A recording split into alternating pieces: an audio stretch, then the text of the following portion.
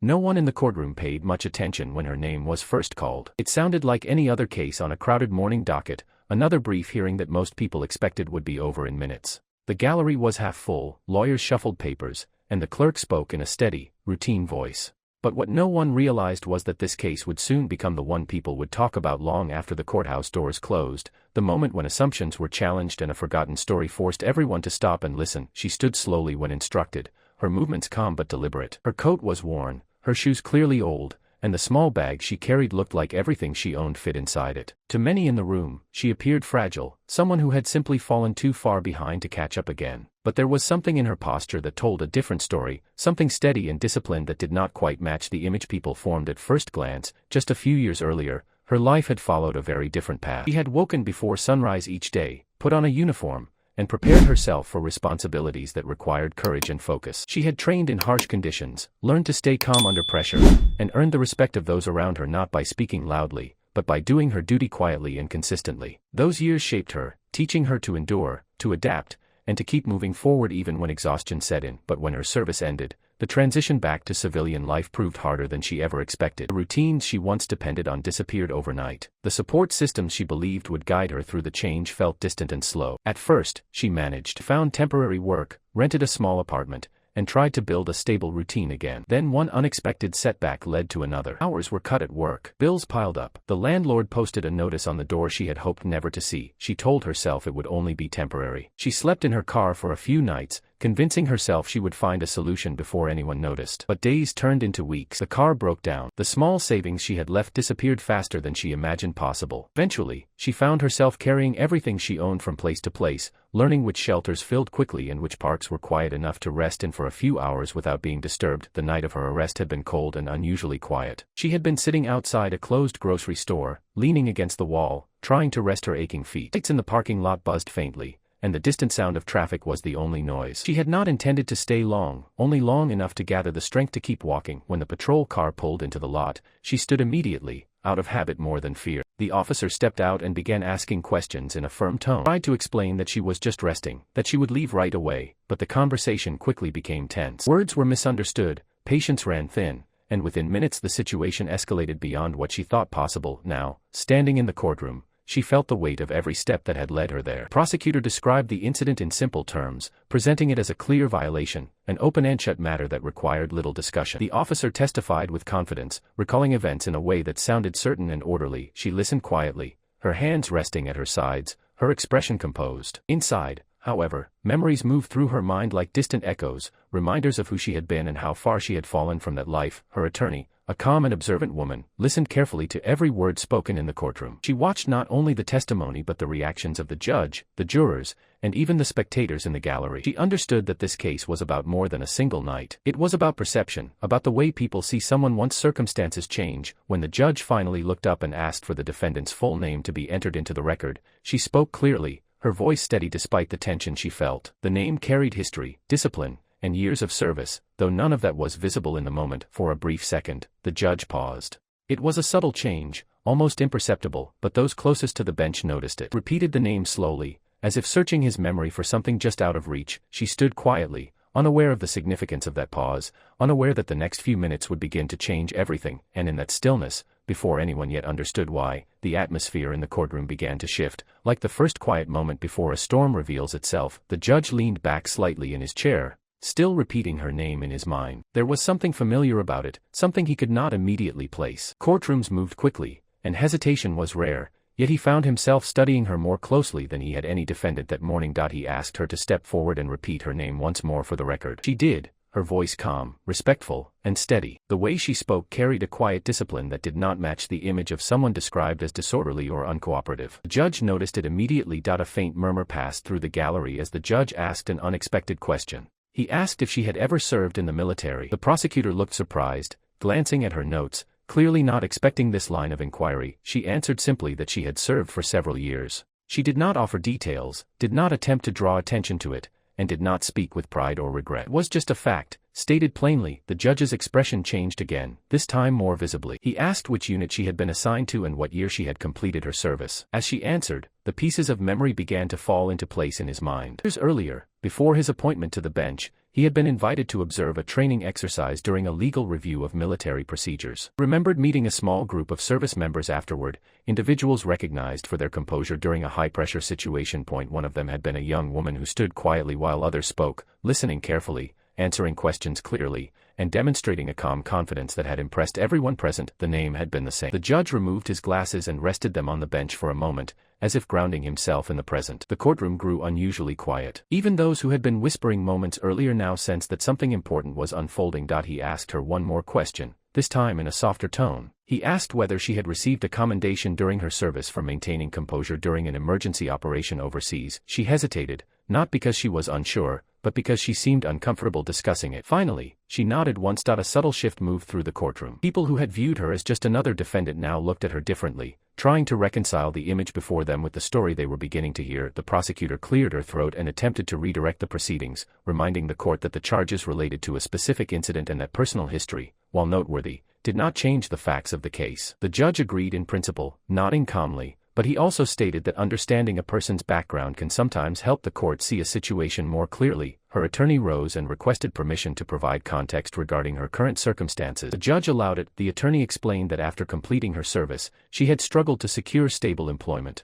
Temporary jobs had come and gone, each one ending just as she began to find her footing. Delays in processing assistance applications left her without support during critical months. Housing became unstable, and eventually, she found herself without a permanent place to live. As the attorney spoke, the details painted a picture far more complex than the brief description presented at the beginning of the hearing. This was not a story of defiance or disregard for the law. It was the story of someone who had slowly, quietly slipped through the cracks. The officer who had made the arrest sat rigidly in his seat, his earlier confidence now tempered by the direction the hearing had taken. He maintained that he had followed procedure, that he had responded to a call and acted according to protocol. No one disputed that, but the atmosphere in the room made it clear that procedure alone was no longer the only thing being considered. The judge leaned forward again, his voice steady but thoughtful. He asked whether any outreach to veteran support services had been attempted at the time of the incident. The officer admitted that it had not. The situation had been handled as a standard trespassing case, nothing more. That answer seemed to settle heavily over the courtroom. For the first time, the case felt larger than the charges themselves. It was no longer just about where she had been sitting that night or whether she had complied quickly enough. It was about how easily a person's past contributions could be overlooked when their present circumstances told a different story. She stood quietly as all of this was discussed,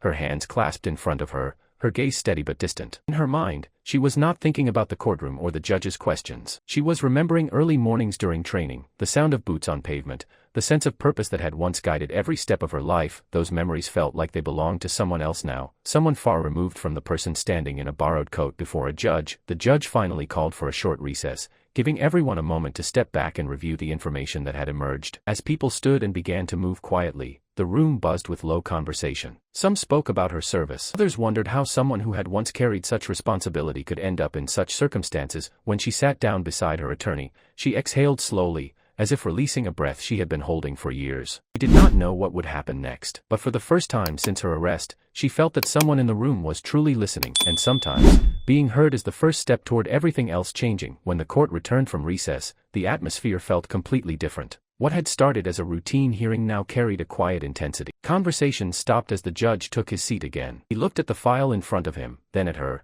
as if weighing not only the facts of the case but the weight of everything that had led to this moment. Her attorney stood and asked if her client could address the court directly. The judge nodded. She stepped forward slowly. There was no dramatic gesture, no raised voice. She simply stood straight, the same way she had once stood during inspections years ago. Her voice, when she began to speak, was calm and clear. She said she never imagined standing in a courtroom like this. She spoke about returning home after service, believing that discipline and hard work would be enough to build a stable life. First, she managed. She found work, paid her bills, and stayed focused. But when setbacks came, they came quickly. A job ended without warning. Medical appointments became harder to afford. Rent increased. Each obstacle alone felt manageable, but together they became overwhelming. She explained that the night she was arrested, she was not trying to cause trouble. Was tired. She had walked for hours, carrying everything she owned. She chose the grocery store parking lot because it was well lit and felt safer than other places she had stayed. When the officer approached, she said she stood immediately out of respect. She answered questions as best she could, But exhaustion can make words come out wrong. Fear can make tone sound defensive even when it is not meant to be. Her voice softened slightly as she admitted that pride kept her from asking for help sooner. She had worn a uniform. She had led others through difficult situations. Admitting she needed assistance felt like admitting failure. She told herself she could fix everything alone. The courtroom listened closely. No one interrupted. Even the prosecutor's expression shifted from formality to reflection. Then she said something that lingered in the air long after the words left her mouth. She said that when she served, she was trusted with responsibility, with lives, with decisions that mattered. Now she was asking for something much smaller. A chance to stand on her feet again. A chance not to be defined by one difficult season of her life. A man in the back row rose slowly to his feet. He wore a simple jacket with a small pin on the collar. Without speaking, he placed his hand over his heart. Another person stood beside him. Then another. Within seconds, a wave moved through the gallery. People stood not because they were instructed to, but because something in her words reached them. The judge looked out at the room, surprised but not displeased. He did not order them to sit immediately. He allowed the moment to exist. The officer who had arrested her glanced around, clearly unsettled. The situation had grown far beyond what he anticipated. What he thought would be a brief citation had turned into a public reflection on responsibility and understanding. After a few seconds, the judge gently asked everyone to be seated. He spoke carefully, reminding the courtroom that emotion cannot replace the law. But he also acknowledged that justice requires awareness. It requires looking beyond a single snapshot of someone's life. He turned to the prosecutor and asked whether, in light of the information presented, the state wished to reconsider the charges. There was a long pause. The prosecutor reviewed her notes, then stood. She admitted that the case, when viewed without context, appeared straightforward. But the court now had context. She stated that while the officer acted within his understanding of procedure, it was clear that alternative solutions might have been more appropriate. The judge nodded slowly. He looked at the woman standing before him, then back at the file. Finally, he delivered his decision. The charges would be dismissed in the interest of fairness. He further directed that the court clerk immediately connect her with local veteran assistance programs and housing resources. He emphasized that service to the country deserves more than acknowledgement. Deserves action. For a moment, she did not react. The words seemed almost unreal. Then her shoulders relaxed slightly, as if a weight she had carried for years had shifted. As she turned to leave the courtroom, several people approached her quietly. A representative from a veteran support organization introduced himself. A woman offered information about transitional housing. Even the officer stepped forward, offering a brief, sincere apology for how quickly the situation had escalated. When she stepped outside, the sunlight felt warmer than she remembered. Nothing in her life had been magically repaired. She still had challenges ahead, but she no longer felt invisible. Inside that courtroom, people had stood not just for her name, but for what it represented. Dedication, sacrifice, resilience. And as she walked down the courthouse steps, carrying the same small bag she had carried in, she carried something else too. Not pride, not anger, but something steadier. Hope. No one expected what happened after she walked out of the courthouse that day. Most people assumed the story ended with the dismissal of charges, a brief moment of relief before life returned to the same harsh routine. But the truth was that the hearing had started something far bigger than anyone in that courtroom realized. Word of what had happened began to spread quietly, first among the people who had been present, then to others who heard the story secondhand. And with every retelling, one question kept coming up: how had someone who had given so much been left with so little? The first few days after the hearing felt strange to her. For so long, her life had been about survival, finding food, finding a safe place to sleep, keeping her belongings close. Now, for the first time in months, she had a temporary place to stay through a local support program arranged by the court. The room was small, with plain walls and a narrow bed, but to her it felt like a palace. There was a door that locked, a window that let in morning light, and silence at night that wasn't filled with distant traffic or the uneasy feeling of needing to stay alert. Still, peace did not come immediately. Years of discipline had trained her to wake early, and habit still made her reach for belongings that were no longer scattered around her. Some nights she sat by the window, staring out at the quiet street, unsure of what came next. Stability, she realized, was not something that returned overnight. It was something rebuilt slowly, step by step. One afternoon, she received a call from the veteran assistance coordinator who had been present in court. He explained that several organizations had reached out after hearing about her situation. Some offered job training programs. Others offered counseling services and long-term housing support. The number of people willing to help surprised her. She was not used to being the center of attention, and part of her still felt uncomfortable accepting assistance, but she also understood something important. Accepting help was not weakness. It was part of moving forward. A week later, she attended a small meeting at a local community center. Several other veterans were there, each with their own story, each carrying experiences that were difficult to explain to anyone who had not lived through them. For the first time in years, she felt understood without needing to speak much at all. There was a quiet bond in the room, built on shared memories and silent respect. During that meeting, an older veteran approached her. He said he had been in the courtroom the day of her. He told her that watching her stand there with dignity had reminded him of something he had almost forgotten, the strength that comes from refusing to give up, even when the world seems indifferent. His words stayed with her long after the meeting ended. Meanwhile, back at the courthouse, the judge found himself thinking about the case more often than he expected. Years on the bench, he had seen thousands of cases pass before him, but very few lingered in his mind the way this one did. He began reviewing reports about veteran outreach programs in the area, asking questions about how often situations like hers occurred. The answers troubled him. Her story, he realized, was not as rare as it should have been. Quietly, he began speaking with local officials and organizations, encouraging better coordination between law enforcement and veteran services. He did not seek recognition for it. He simply believed that if one case could reveal a problem, then it could also be the beginning of a solution. For her, progress came in small but meaningful steps. She began attending job readiness workshops, updating her resume, and practicing interview skills she had not used in years. At first, it felt awkward. Civilian workplaces operated differently from the structured environments she was used to. But discipline and persistence, the same qualities that had carried her through training years earlier, began to guide her again. One morning, she received a call offering her a part-time position assisting with inventory at a local supply warehouse. The pay was modest, and the hours were limited, but to her it felt like the first solid ground she had stood on in a long time. She accepted immediately. On her first day of work, she arrived early, just as she always had during her years of service. She checked every detail carefully, listened closely to instructions, and worked steadily without complaint. At the end of the week, her supervisor noticed her reliability. By the end of the month, he trusted her with more responsibility. Slowly, the rhythm of her life began to change. The days were no longer measured by where she would sleep, but by what she would accomplish. The nights were no longer filled with uncertainty, but with quiet plans for the future. Yet what stayed with her most was the memory of that courtroom, the moment when strangers had stood in respect. It was not the applause or attention that mattered, the reminder that she had not been forgotten, that the years she had given still meant something. And as she walked home one evening, the setting sun casting long shadows across the pavement, she realized that while the past could never be changed, the future was still unwritten. For the first time in a long while, she was not just surviving, she was rebuilding. The weeks turned into months, and for the first time in years,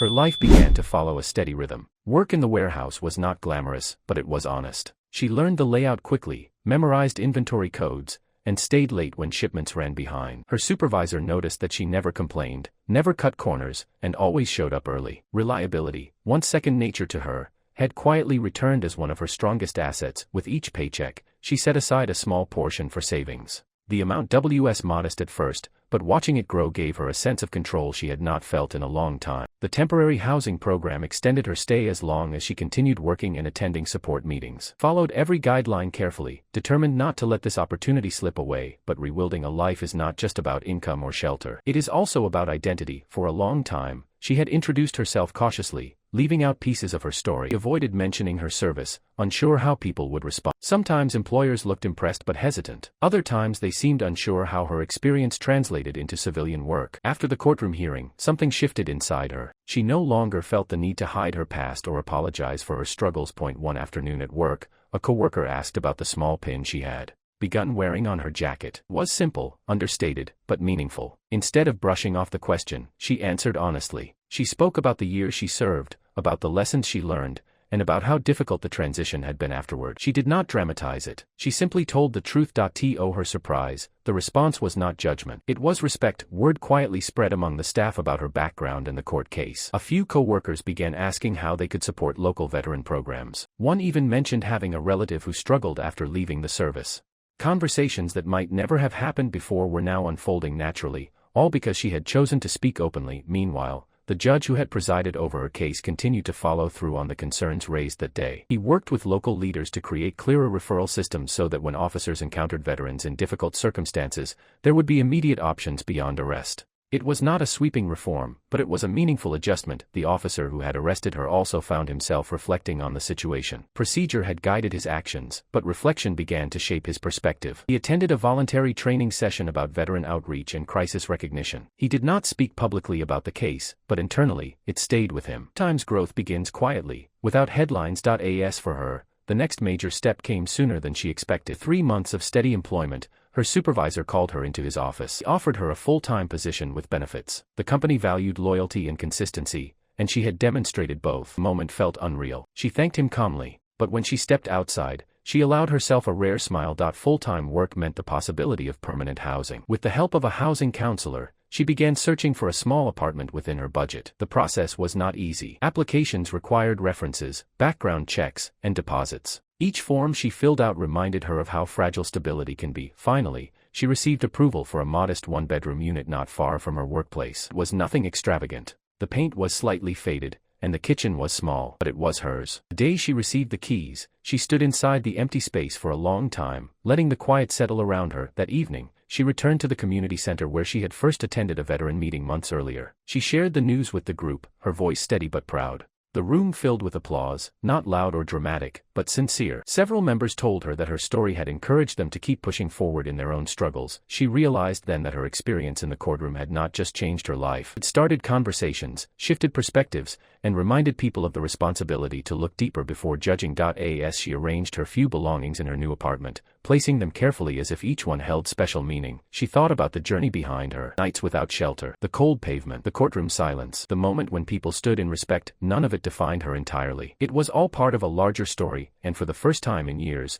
the next chapter felt like something she could shape with confidence rather than fear. A year after the courtroom hearing, most people would not have recognized the woman who once stood there with everything she owned in a single bag. She still carried herself with the same quiet discipline, but now there was a steadiness in her eyes that had nothing to do with survival and everything to do with purpose. Her apartment, though small, had slowly transformed into a true home. A neatly folded blanket rested on the couch. A framed photograph from her service days hung on the wall, not as a reminder of loss, but as a symbol of resilience. On the kitchen table sat a stack of mail, bills paid on time, something that once felt impossible. Work at the warehouse had evolved into more responsibility. She was promoted to shift lead, trusted to manage small teams and oversee deliveries. The leadership style was simple and effective. She listened more than she spoke. She corrected mistakes without humiliation. She set the example by arriving early and staying focused. The habits formed years ago in uniform had never truly left her. They had simply been waiting for the right environment to surface again. But what mattered most was not the promotion or the paycheck. It was the choice she made to give back. She began volunteering twice a month at the same community center that had supported her during her lowest point. At first, she only helped organize paperwork and distribute information.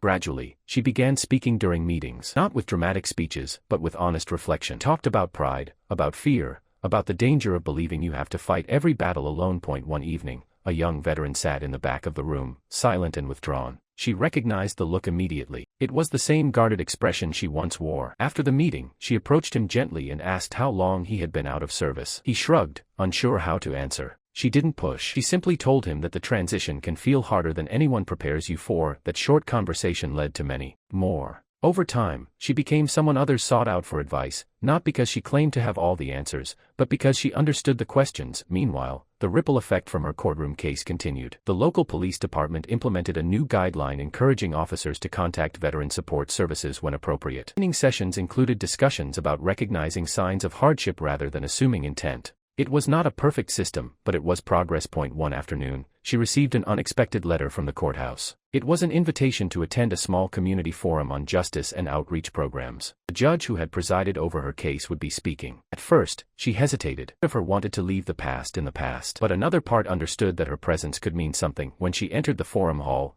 she was not nervous. She wore simple professional clothing, her posture straight, her steps confident. The judge noticed her immediately and offered a respectful nod. During his speech, he spoke about the importance of seeing individuals, not just case numbers. He did not mention her by name at first, but he referred to a case that reminded him why fairness must be paired with awareness. He emphasized that the justice system is strongest when it recognizes context and acts with balance. Near the end of the event, he invited her to share a few words if she felt comfortable. She paused briefly, then stepped forward. She did not talk about the arrest in detail. She did not dwell on the hardships. Instead, she spoke about what it felt like to be heard. She said that sometimes, the most powerful act is simply taking the time to look beyond the surface. She thanked the community for stepping up when it mattered most, and she reminded everyone that strength is not measured by how loudly you stand, but by how consistently you rise after falling. The room responded with a quiet, genuine round of applause. Not the dramatic standing moment from the courtroom, but something steadier, rooted in respect. After the forum ended, Several attendees approached her. Some were veterans. Others were community leaders. A few simply wanted to shake her hand and say thank you. She realized then that her story had grown beyond her own experience. It had become a reminder that dignity can be restored,